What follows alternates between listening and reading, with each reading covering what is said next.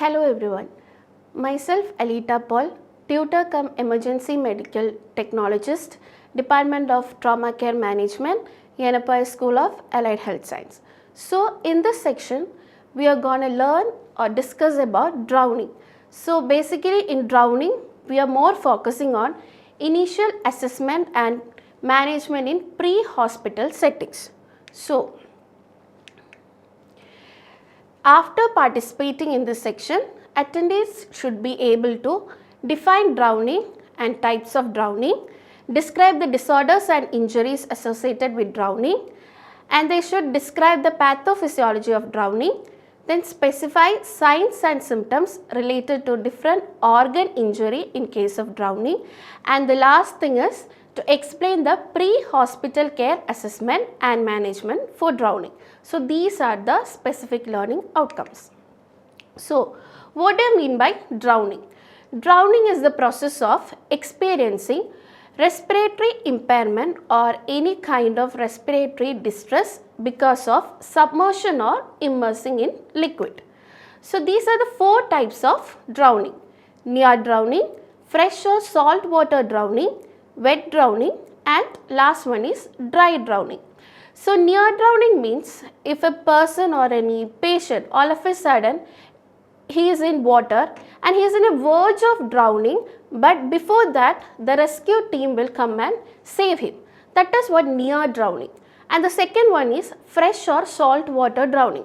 That means the submersion of individual in water, that is in salt water. It can be either in sea, ocean, or in lake or anywhere. And the third one is wet drowning. Wet drowning is the most common form of drowning which we can see. So in wet drowning, what happens is that the water will goes inside the lungs and which impairs the person's ability to breathe. And the last one is called dry drowning. In this case, the water will goes and hits over the laryngeal or pharyngeal area and it will cause spasm. Because of this spasm, the individual won't be able to breathe and it will closes the airway, close the pathway of water to go inside the legs. So these are the four types of drowning. Okay, next we are going to see the disorders and injuries associated with drowning. So here we are going to focus on the disorders that can leads to drowning and the injuries that is associated with drowning. For examples, if all of a sudden a person is going into a seashore and from there he got seizure and it can leads to a drowning situation. So here we are focusing on disorders that leads with drowning. So first one will be alcohol or other intoxicants and syncope, like example because of any hyperventilation prior to underwater diving, then seizure or any kind of cardiac conditions like dysarrhythmias including prolonged QT syndrome, Brugada syndrome or any kind of ischemic heart disease. Or the patient those who are having dementia, they can also lead to drowning. And the last category will be intentional, that is suicide, homicide, child abuse or neglect in young children. These are the disorders associated with drowning. And when it comes to injuries associated with drowning, spinal cord injury is the main thing which we can see. It can happen because of any diving into shallow water or any fall from height or boating or personal watercraft mishaps. And the next thing will be hypothermia. It can lead to hypothermia and a condition called aspiration, and we can see any kind of respiratory failure, insufficiency or distress. So these are the things which we have to note in disorders and injuries associated with drowning. And next we are going to the pathophysiology of drowning. So here in pathophysiology, the drowning can lead to either laryngospasm or it can lead to aspiration. For example, if an individual or the person goes submerged in the water, because of panic and the struggle, the water will goes and hit over the laryngeal or pharyngeal area and it can cause laryngospasm. and the other side if you are looking, the water will directly goes inside the lungs, and that is known as aspiration. So in both these cases, the laryngospasm and aspiration, this both can lead to hypoxemia. Hypoxemia means it's nothing, the insufficiency or insufficiency of oxygen in blood, that is known as hypoxemia. So this hypoxemia will leads to hypoxia, hypercarbia and acidosis. So the one thing which we have to note in here is that what is the difference between hypoxemia and hypoxia. Hypoxemia, as I said, it is the insufficiency of oxygen in blood, whereas hypoxia means insufficiency of oxygen in tissues. So this insufficiency in oxygen will leads to end organ damage. That means the organ will get damaged because of low perfusion. It will affect the circulatory failure. Because of the lack of oxygen, the functions over the organs will get reduced and it will eventually leads to death. And in aspiration, one more thing which we have to notice is that the aspiration will leads to central cooling. Central cooling means hypothermia. So in hypothermia, the brain will be protected, but the functions of the organs will get reduced, and this will eventually leads to death. So this is the pathophysiology of drowning. Now, organ specific effects, signs and symptoms. So we are going to focus on the signs and symptoms in particular organ, what is affecting those parts. So when it comes to pulmonary, we can see the patient might have aspiration or non-cardiogenic pulmonary edema and ARDS, or we can see any VQ mismatch, that is perfusion ventilation mismatch will be there. And while auscultation, we can see ronque or we can hear ronque, rales or wheezing sounds during auscultation. So in pulmonary, these are the signs and symptoms which we can see.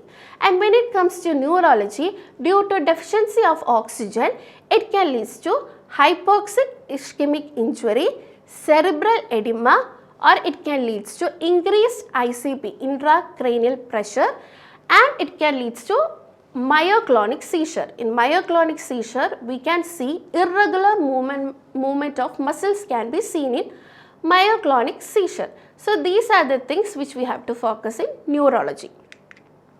Then when it comes to cardiovascular, the signs and symptoms will be dysarrhythmia. Irregular rhythm can be found. For example, sinus tachycardia will be there, sinus bradycardia we can see, or atrial fibrillation, and even we can see pulseless electrical activity. That means no pulse can be also seen in that patient. And the other signs and symptoms will be metabolic or respiratory acidosis and electrolytic imbalance in salt water drowning. If that individual is submerged in a salt water and all, electrolytic imbalance can be found in that patient. Then MODS and SIRS, that is multiple organ disorder syndrome and systemic inflammatory response syndrome can be seen. And then we can notice kidney failure in that patient, and hemolysis and coagulopathy can be also seen in these cases. So these are the signs and symptoms. So next thing we are going to focus on factors that affect the clinical outcome. So here, based on the duration, cleanliness, temperature and age of the victim, we can say whether the survival chances will be more or less. So duration of submersion is the first thing. So in here what we have to notice is that till how long that patient or that person was immersed in water, like submerged in water. So based on the duration we can say the survival chance. The next thing is the cleanliness of the water, whether it's a muddy water or salt water, fresh water, we have to see that, and based on that we can see the clinical outcome. Then the third one will be temperature of the water, whether that person was there in water in a cold water or in any kind of warm water, that is also important, because if that person was there in cold water for a long time, obviously that patient will have hypothermia in their body. And the last one will be age of the victim. Age is also very important, because by comparing to the neonates and infants, the survival chances will be very less when it comes to old age people. So these are the 4 factors that affect the clinical outcome. Now, the next thing which we are going to learn is assessment in pre-hospital setting. So, the main thing which we have to see in pre-hospital setting is that scene safety. In this, we have to make sure whether the scene is safety for both the rescuer and as well as the patient who is there. If the scene is not safety or safe for the patient or the person who is there, rapid extrication is needed. That means we have to rescue that patient from that unsafe area and we have to shift that person to a safe place. And after shifting that patient to a safe place, we have to assess the patient with ABC category. So ABC is nothing, airway, breathing, circulation. So one more thing we have to note in here, that ABC, if the patient's airway is okay, breathing is okay, circulation is okay, it's fine, we can go with ABC. But if the patient is not having pulse while you are checking response, you have to go with CAB approach, that is compress, airway, breathing. If the patient is not having pulse, more than securing airway, compression is the first thing which we have to notice. That's why CAB approach is the first thing we have to see. So, if pulse is there, it's fine, we have to focus more on ABC approach. And together with ABC approach, one more thing is very important that we have to notice, that is C-spine immobilization. Why means C-spine immobilization should be done when there is a blunt trauma associated with any kind of cervical spine injury, or there is altered mental status for that patient, or any kind of focal neurologic deficient, or any significant distracting injury. If we are finding these things in that patient, cervical spine immobilization should be done there. Now, patient without a pulse who are still in water should be brought to a firm surface before CPR is begin in all circumstances. Like I said before, if the place is not safe, we have to shift that patient to a safe place and see the response. If the person is not having pulse, we have to start CPR as soon as possible. And if there is pulse but there is not inadequate, like if they are having inadequate breathing, there will be trained team will be there, in water resuscitation team will be there, so they can give rescue breath underwater only. So that team will be there. So if breathing is the problem, we have to give rescue breath as early as possible. So next thing is management. When it comes to management, like I said, rescue breath should begin as soon as possible. Continue rescue breathing until the patient is on land. Once a patient is brought to a firm surface, oxygenation and ventilation should be the most prior thing which we have to do. And the other form of initial patient care include administration of high concentration oxygen, pulse oximeter, ECG monitoring and establishing of an IV cannula. So these are the primary things which we have to see along with ABC. Then subdiaphragmatic thrust can be indicated if foreign body airway obstruction is suspected. So if you are seeing any foreign body in the airway which leads to airway obstruction, you can go for subdiaphragmatic thrust. But if it is not there, it is not recommended, because this thrust can lead to the patient to vomit and it will eventually leads to aspiration. So until and unless if there is any foreign body obstruction is there, you can go for subdiaphragmatic thrust. Then patients who are in cardiac arrest should be managed with standard BLS and ACLS protocol. And if the patient is having hypothermia, we need to prevent it. By how we can prevent it? It's like by removing the patient's wet clothing and should be dried and wrapped in blankets to cover body heat.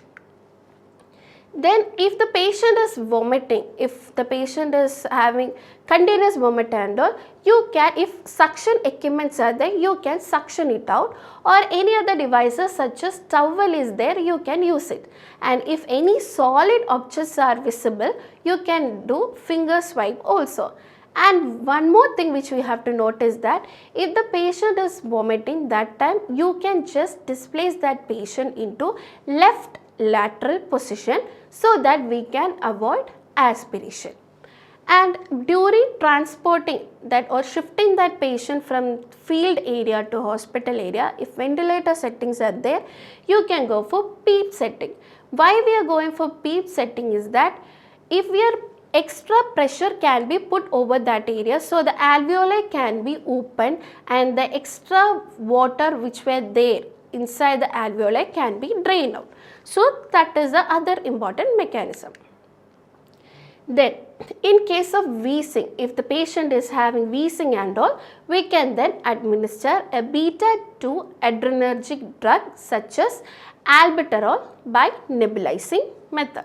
Okay, so these are the management things which we have to do in pre-hospital setting.